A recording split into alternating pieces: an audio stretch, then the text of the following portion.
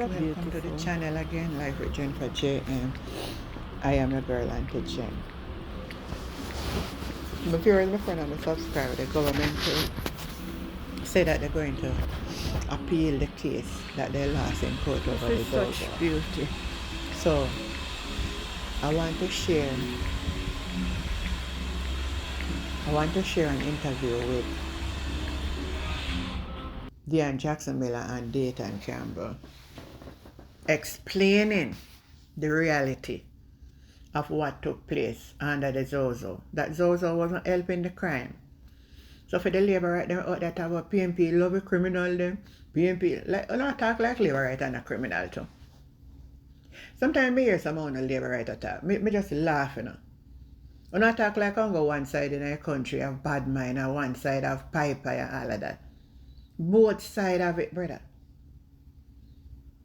So when I talk about PNP love the criminal them, a nonsense talking them there.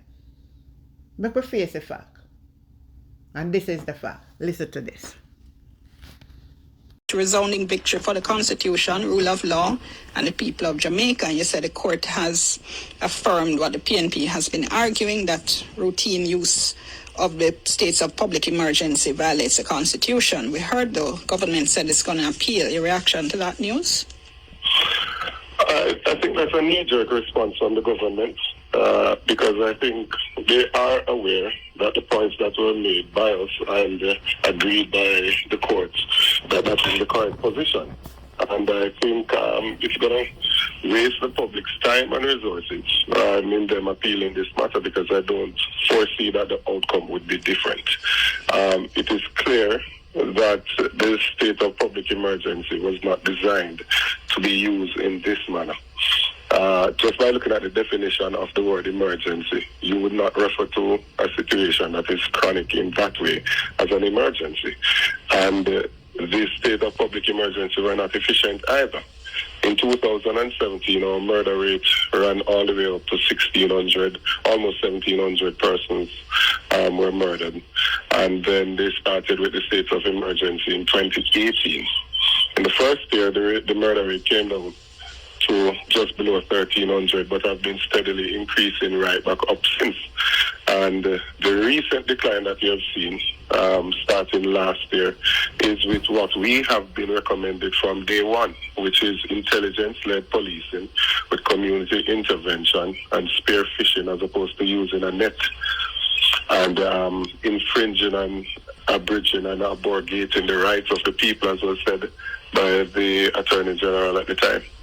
Well, I mean, you said you think it's a knee-jerk reaction, but I mean, they seem, in their statement, they seem pretty adamant. They said the Attorney General's chamber is reviewing the implications of the decision in preparation for the appeal.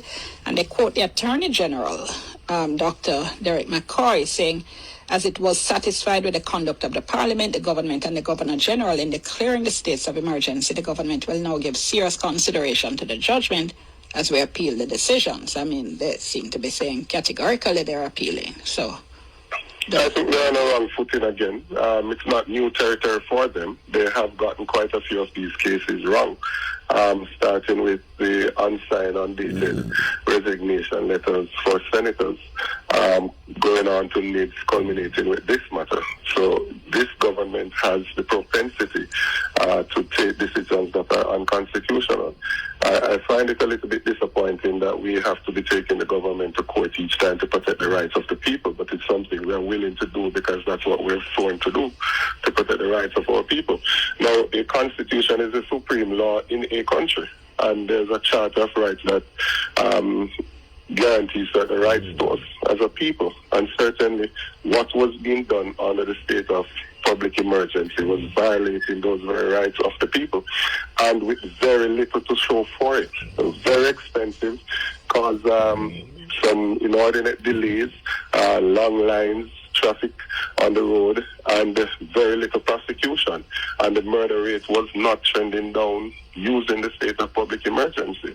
If you go back and look at 2022, I think we got back to over 1,500 murders for the year, so it was obviously not working. Last year, the government, using spearfishing and the more targeted policing, the murder rate came up to 1,100 and I believe 44. Just within the band of where they receive it, but not lower than the previous PNP administration, which had 1,005 murders in 2014. So it's still not back down to that level. The government, in pursuing this approach, led to countless Jamaicans being murdered that would not have been murdered had they had abandoned this foolish strategy earlier. But what do you say, though, to Jamaicans who say, boy, they hear all of the legalese, Dr. Campbell, but truth is we still feel safer with the SOEs in place, and we don't think bringing cases like this is in the interest of the Jamaican people? But I just showed the data that under the SOEs, the murders were still at 1,500. We don't have an SOE. We didn't have one last year. The murders came down to 1,140. We don't have one this year. And there is a 40% decrease in murder. So the evidence shows that you don't actually get a decrease in murders by using SOEs. So the evidence is there to speak for itself to those persons who are saying so. What I think has happened is that this government has a propensity to tell a lie and then double down on the lie. And so persons are of the opinion that what has happened under the SOE, that they actually work. There is no evidence to support that. Majority of the case, the persons that were detained were not charged. The murder rate did not go down. And whilst we are practicing normal policing measures now, we have seen a decrease.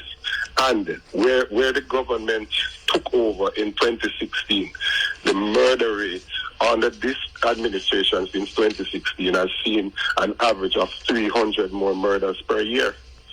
Now, those are just factual things.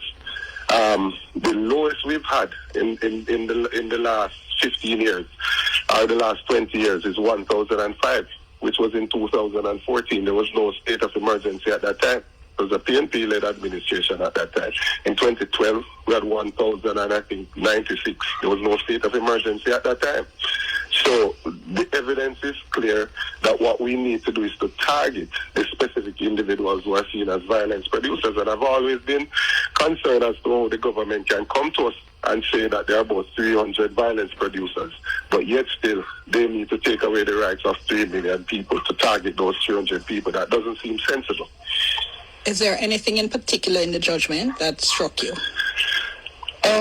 No, I'm happy that the points that we've been making have been agreed on. The point about the separation of power was also an important one, where the government sought to just use serial SOEs without going to the parliament to seek an extension.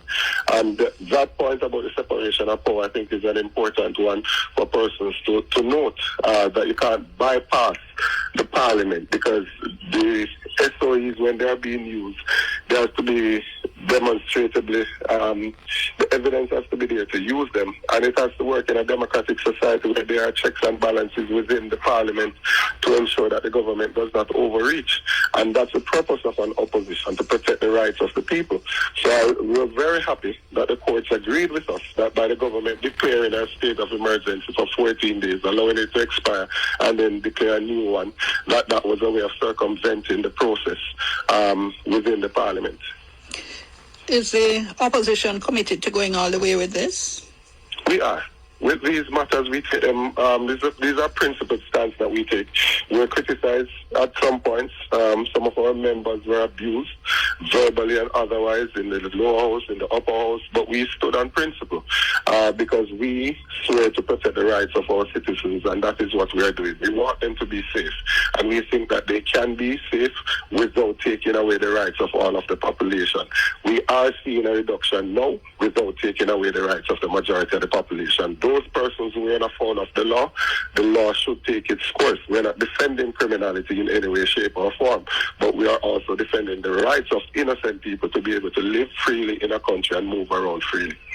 Gonna leave it there. Appreciate your time. Thank you so much. That is the absolute truth and reality.